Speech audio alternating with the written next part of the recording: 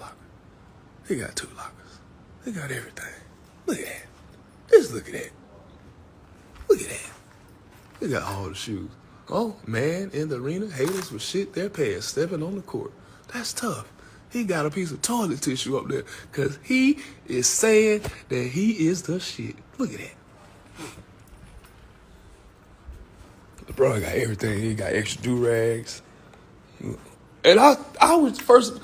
Now listen, y'all. I was really just joking when I said LeBron got extra do-rags in here. But look, he do.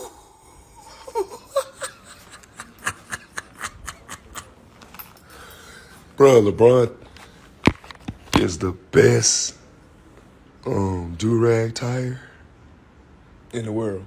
It take him 1 second. He do like that, and he be gone.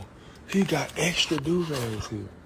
Look, he got a shoe case, 1 shoe case, 2 shoe case.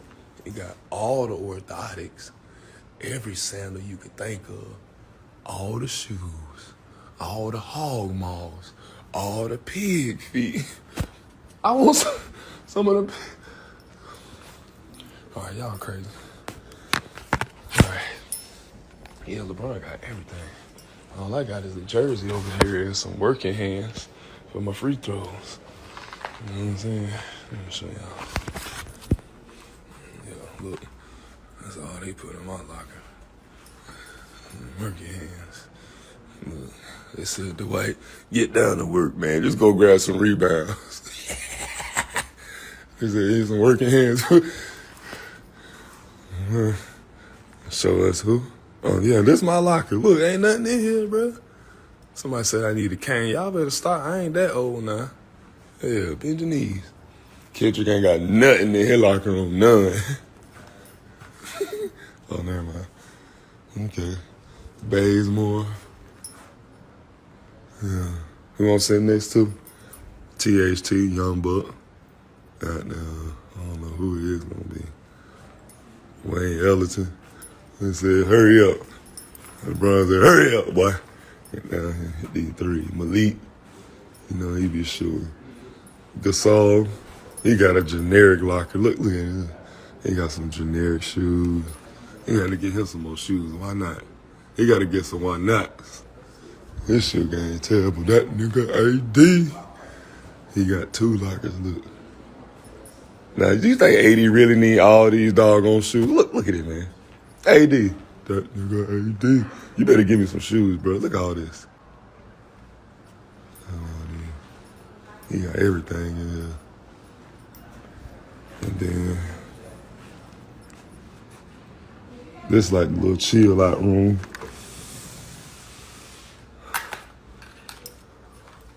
Got the ironing board in here. You know, LeBron got to make sure his jersey be starched and fresh before practice. There you go, y'all. Nothing better, boy. We were just talking about him, weren't we, y'all?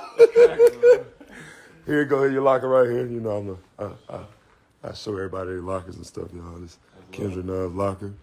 There's a room right here, y'all. See what? He ain't got nothing in there. Big 12, y'all know what's going on. How you doing? Jack Johnson. Nice to meet you. What's up, dog? How you doing? Man, y'all look at AD locker, man. He got too much stuff over here. Him and LeBron just doing. Look, all these shoes in here. AD, you need 1 pair of shoes. What brought me back to the Lakers? Love for the game, love for this city, love for the team, and just opportunity to win. You know, I think we have some unbelievable talent on this roster, and I think we have an opportunity to do something really great here again, and I'm looking forward to just coming in and just being myself, bringing the energy, bringing the effort every night, and just having fun. You know, this will be my 18th year in the league, so, you know, at this point, you know, it's all about enjoying every single moment, having my family around, being around great teammates and great people and the greatest organization in the NBA. Fred Turner.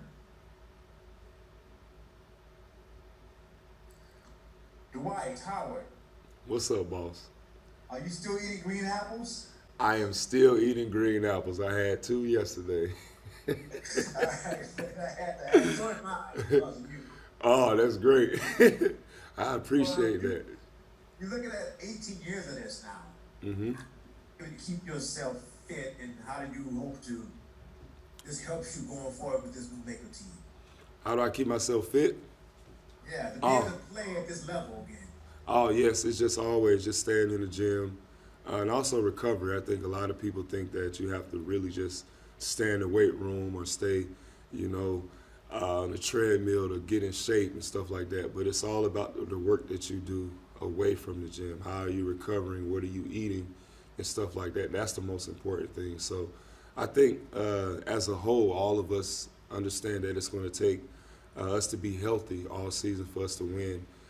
So for us, it's just making sure we recover the right way, making sure we're eating the right foods, but also making sure that we stay disciplined with our time and our effort every day. And I know for me, I have to get more rest and sleep early because I am getting a little bit older. So got to make sure I add that into my regimen now. Get to bed by 11 o'clock. Bill Lauren, over to you. Hey Dwight, good to see you, man. What's up, Bill? How you doing? Very well. Welcome back. Thank you. Third tour of duty for you here, and it's been you've had some really unique experiences here. Hmm. Obviously winning the championship, and then also obviously the terrible tragedies you had your last year here. I'm curious what you view kind of your relationship with this franchise, kind of in the context of your career. Those 17 years, only two of them have been in LA, but I think they're probably pretty significant. Yeah. I just think that it's like we supposed to be together. Just something about the Lakers and myself is like we were just supposed to be together. It's like I had my greatest time, some of my greatest moments, here in the Lakers jersey playing in LA. And I played with, arguably the greatest player in the NBA with Kobe. Now playing with LeBron and AD and Russ and Carmelo. It's like a dream, So for me, I'm super excited. I love this city, I think that it fits me well.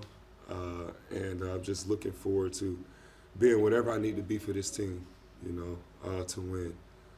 We've had experience winning together before, myself, AD, and LeBron. So I think we kind of have that chemistry.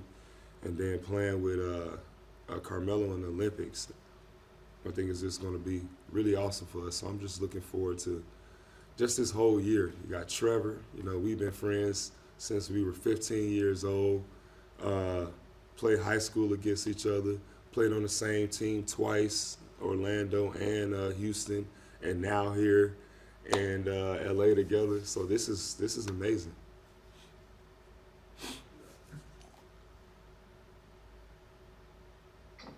Hey Dwight, Mike Trudell here. Good to see you again. Welcome back to Los Mike. Angeles. Dwight, you just referenced a couple of the relationships that you have with guys, and I'm just wondering. 2 years ago, you were able to, or I guess 2 seasons ago, you guys were able to fast track chemistry in a way and cohesion. And sometimes that takes a while with all these different new players. Are there keys to that? Is it part of just having vets that have been around? Like, how do you guys try to do that again and remake this team that's going to have a lot of new pieces? I just think it's about sacrifice. What are you willing to give up to get the trophy? And I think everybody on this team has had all the accolades, possible. So I think we're willing to give up anything of ourselves, for the betterment of the team. You look at Russ, he has the most triple doubles in the NBA in history. So why not? Like we said earlier, why not win the championship? He's done everything else. Carmelo, one of the greatest scorers in the history of basketball, the second greatest scorer in Olympic history. The only thing he doesn't have is that trophy. So I think he understands also it's all about sacrifice. In my first year here, for me it was like you got to realize the way you don't just do what they ask you to do, no matter how hard it may be at times. Everybody wants to score. Everybody wants to be the person to make the front page of the newspaper. But at the end of the day, holding up that trophy and celebrating with your family and your city and all the people that you love, it just means so much more. When you experience that, it's like, hey, this is what it takes. I'll do anything to get back to this moment. And I think all those guys will feel that this year. And Dwight, just to follow up on that, was it like watching the Milwaukee Bucks win and having the fans there in the parade? Was there a part of that you're sitting there kind of thinking, man, it was tough not to get to do that? Yeah. Right, the previous year. Yeah, it was very tough. I was very happy for those guys because I know how hard it is to win a championship, and to see them come together, but also bring that city of Milwaukee together. And all the fans outside cheering, screaming, going hard for their team, and then to top it all off with a championship. I know the city was crazy, and I know that just having that here in LA, it would be amazing. All the fans here, all the people around the world who would travel to LA just to be a part of the parade and just to see what love can do. Love for your teammates, love for the sport, love for your city. Just love in general just brings people together. And, I would love for that to happen here in LA, just so everybody can see what love can do. It can bring balance and peace back into everyone's life. And I think that winning the championship here will bring a lot of balance and peace to all of us because we old and we get grumpy, so I think winning the championship will bring some balance to a lot of our minds and our hearts. Dave McMenamin? Dave McMenamin. What's up, Dwight? How are you? I'm amazing. Great. So you said you guys are old, but you're also accomplished. When you look at this group, there's probably 5 surefire Hall of Famers, maybe 6. What will it mean to share that basketball acumen as a group as you try to tackle this challenge? It'd be crazy. It's something that's, really hard to fathom. Just imagine seeing all of us on the floor at the same time, not on the all-star team, not on a Olympic team, not for a, like a charity game, but for an actual season, all of us will be together, so I think that's going to be great. All our guys are hungry. We want to win. We want to stay in the best shape as possible, so I think it's going to be an awesome time this year, just having everybody on the floor practicing and going hard and, understanding that it's only one mission, and that's to win the championship. Carini, please.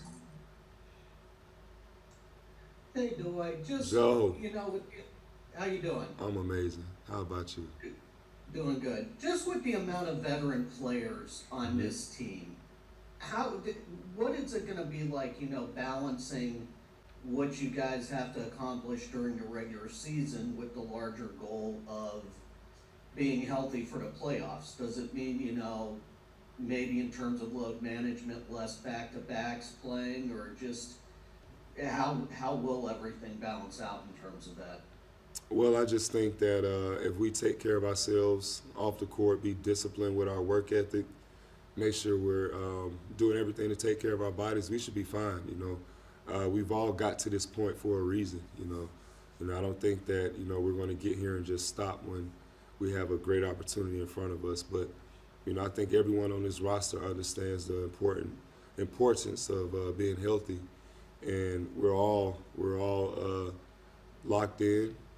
And we're all ready to go, so I don't necessarily see health being an issue for us this year. And I think everybody's energized. I think we have new life. All of us coming together and playing, I think it's going to provide new life, being able to see who we have in our roster, who's going to be playing alongside of us each and every game. I think we're going to have so much energy, it's going to be hard to contain it. I know I'm trying to contain my energy right now. I want to go get on the floor and go do a 360 windmill, but I got to continue with our conversation, you guys. Michael, please. Hey, Dwight. Who is this? Is this Rachel? Yes. Oh, okay. Oh, hello. Hey, Miss Rachel.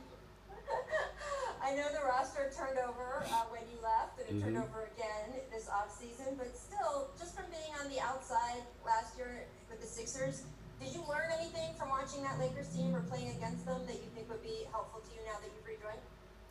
Well, I think last year is over with. I think for both parties it was disappointing to not be in the finals and win. So I don't think we even have to go back to those moments. But I think for now, the guys that we have in the locker, Laker Nation, I think last year left like a bitter taste with all of us because we know how great we can be together. So I think this year is going to be different. All of us are ready to go. And we're looking forward to bringing home that trophy and joining Rachel Nichols on the jump and talking about how we just won that trophy. Let me go, please. Hey Dwight, since the Westbrook trade a week ago, there's been a lot of discussion about him and LeBron and kind of how they fit together. I'm curious, what's your take on that? And sort of, you mentioned sacrifice earlier, and how do you see those two kind of sacrificing to make that work? Well, we want to win, and we know what Russ can provide for our team, and why not let him do what he do? That's what he does best. You know, I think everybody has to be a star in what they do best. You know, so I know for me, rebounding, playing defense, that's what I do best, and catching lobs. So that's all I got to focus on. Russ, he does everything. He passes, he scores, rebounds, and he's going to be the best at it. LeBron, he does everything. He's going to be the best at it. So we are going to be the best at what the coach is going to ask us to do, and that should lead to a trophy. Medina? Mark. Hey, Dwight, congratulations. Good to see you. Thank you. You still working out? Of course. Of Okay. course. All right. I'm getting old, so I got to be healthy, too. That's it. You mentioned about Melo playing on the Olympic team. What sort of bond did you guys form there? And since then, how have you seen Melo kind of handle the twists and turns from afar of just how his career has evolved? Well, Melo's just always been a professional. He's always worked hard. He's always given 110% on the court. And that's all you can ask. You know, there's the other side of basketball that, you know, people don't really see, and that's the business side. And, you know, some things are left out of our control. And the one thing that he's always been in control with is just how hard he works and, you know, what he does when he's training. And that's why he's been able to play for 19 years. And it just shows that his work ethic and his discipline and his sacrifice has always been there. And now to top it all off this year, hopefully it'll end with a trophy. So I think the hard work that Melo's putting in from day one has allowed him to play this many years in the league, but also he's been an inspiration to millions of kids around the world about, you know, just working hard and not allowing, you know, people or anybody to pull you down, because he had some tough years with people, you know, making statements about his career, his game, his ego and stuff like that. But instead of letting that change who he is as a person, you know, he just kept pushing forward, and now he's where he's at. All right, we have time for two more. Let's go to Melissa Rowland. Melissa Rowland. Welcome back, Dwight. What is up? What's up? Nothing So you much. talked about how much the first two stints with the Lakers meant to you. I'm curious, what are the two biggest lessons that you learned from both of those stints, and how do you apply them going into this season? Two biggest lessons? Stay in the moment always. Always stay in the moment. And two, always stay positive. You know, you never know what life is going to throw your way.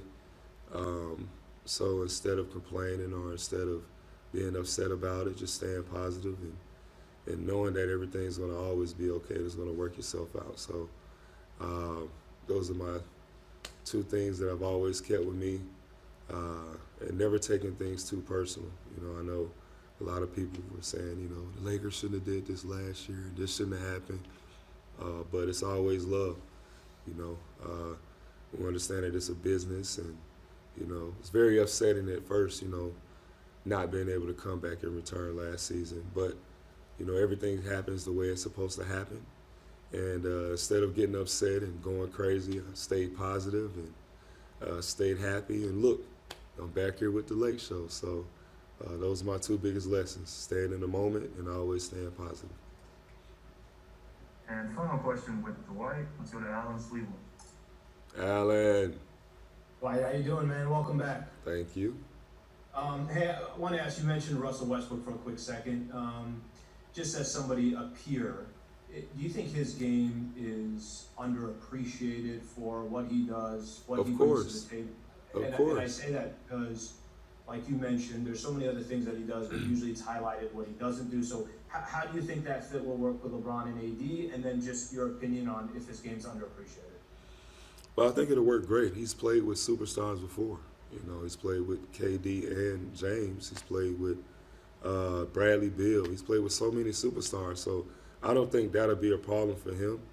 I think that, you know, he has been underappreciated. I think all of us really, you know, have been underappreciated.